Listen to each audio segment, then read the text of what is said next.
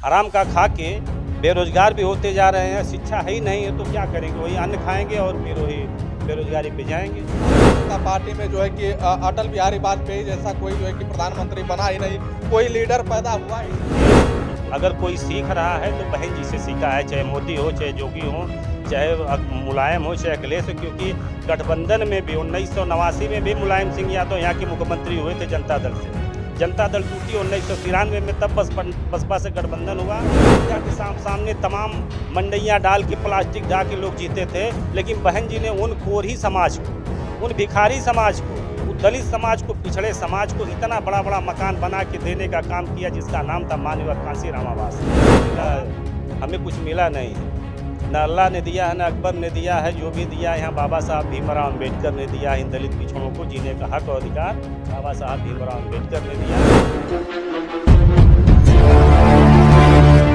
सरकार की मंशा जी थी 1998 में अटल बिहारी वाजपेयी जब पहली बार देश के प्रधानमंत्री बने थे, उसी समय एक कार्ड जारी किया गया जिनका नाम था BPL card, Antyodaya card. Antyodaya card से उन लोगों को अन्न देना का काम शुरू कर दिया गया कि जैसे एक फिल्म देखे थे कि उनको कैसे छला जाएगा। इन्होंने अन्न दे के हमारे देश में उन गरीबों को छलने काम कर रहे हैं कि ये भोजन पाएंगे तो अपाहिज हो जाएंगे। भोजन पाके अपाहिज हो गए।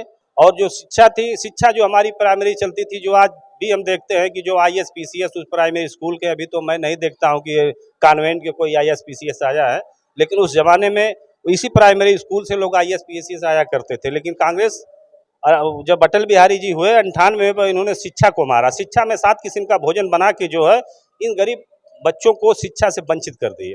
और शिक्षा इतनी महंगी कर दी है आज के डेट में कि कोई गरीब शिक्षा नहीं करा पाएगा। क्योंकि वह जमाना जब था, हम लोग थे 80-85 में, तो कोई पढ़ता था तो उसके परिवार को ललक थी कि उसको नौकरी मिल जाएगी। लेकिन 98 के बाद अटल बिहारी वाजपेयी ने जो अन्न देने का काम किया, शिक्षा को समाप्त करने का काम किया, और दिल्ली बम्बई में जो यहाँ से सताए गए थे लोग, जो भाग के जाते थे, जो वहाँ रहते थे, उनको उजाड़ के उनको घर भेजने का काम भेज के, और यहाँ नरेगा काम करवा के कहे चलो गांव शहर में रहना बेकार, गांव में चलो मिलेगा रोजगार। और आके यहाँ लोग उस जमाने में सताए गए थे, आज लोग यहीं के यहीं पड़े रह गए। आज अन्न खा के लोग मजबूर हैं।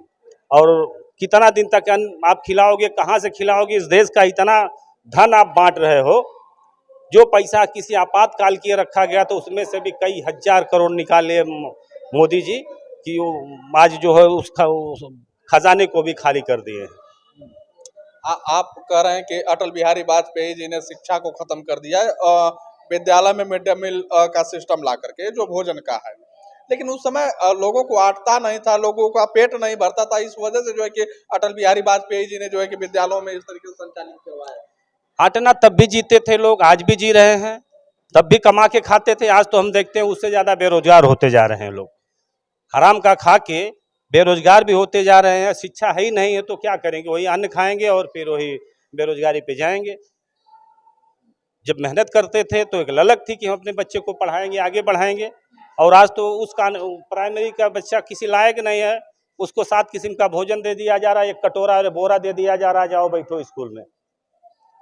लेकिन ये भी कहा जाता है कि भारतीय जनता पार्टी में जो है कि अटल बिहारी वाजपेयी जैसा कोई जो है कि प्रधानमंत्री बना ही नहीं, कोई लीडर पैदा हुआ ही नहीं। वही लीडर पैदा हुए नहीं कि किस तरह से जब बसपा बढ़ी, बसपा जब मान्यवर साहब ने इस देश में दलित पिछड़ों को जोड़ने का काम किया, जब सारे लोग जागरूक हुए तो तोड़ने का काम, मजबूर करने का काम उसी समय से चला। आरएस के लोगों ने हर दल में घूम के यही देखा कि कैसे इनको तोड़ा जाए।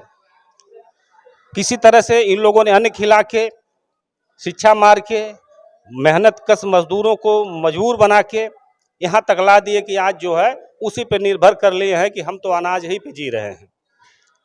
लेकिन आप लास्ट सवाल करेंगे कि जिस तरीके से आज नेहरू हाल में आजमगढ़ में ये आगाज किया जा रहा है कि 27 में बहन जी को 5वीं बार मुख्यमंत्री लोग बनाना चाह रहे हैं, बहुजन समाज के लोग, तो क्या लग रहा है कि इस बार जो है कि 27 में हो पाएगा? देखिए, संघर्ष कर रहे हैं लोग और सबको देख लिए हैं। जो बहन जी की सरकार जो चला के गई है, अभी तक उस सरकार को चलाने वाला इस प्रदेश में, क्या इस देश में अगर कोई सीख रहा है तो बहन जी से सीखा है। चाहे मोदी हो, चाहे योगी हो, चाहे मुलायम हो, चाहे अखिलेश हो। क्योंकि गठबंधन में भी 1989 में भी मुलायम सिंह यादव यहाँ के मुख्यमंत्री हुए थे जनता दल से। जनता दल टूटी 1993 में, तब बसपा से गठबंधन हुआ, तब भी मुलायम सिंह यादव मुख्यमंत्री थे। लेकिन मायावती जी जब जिस समय मुख्यमंत्री हुई, इस प्रदेश में वो विकास का खाका खींची कि जो रोड, जो गांव यहाँ से 15 किलोमीटर था, जहाँ जाने के लिए रोड नहीं था, बहन जी ने उस जमाने में वहाँ पीच रोड, नाली, खड़ंजा, बिजली दे के वहाँ के गांव के लोगों का सुधार किया।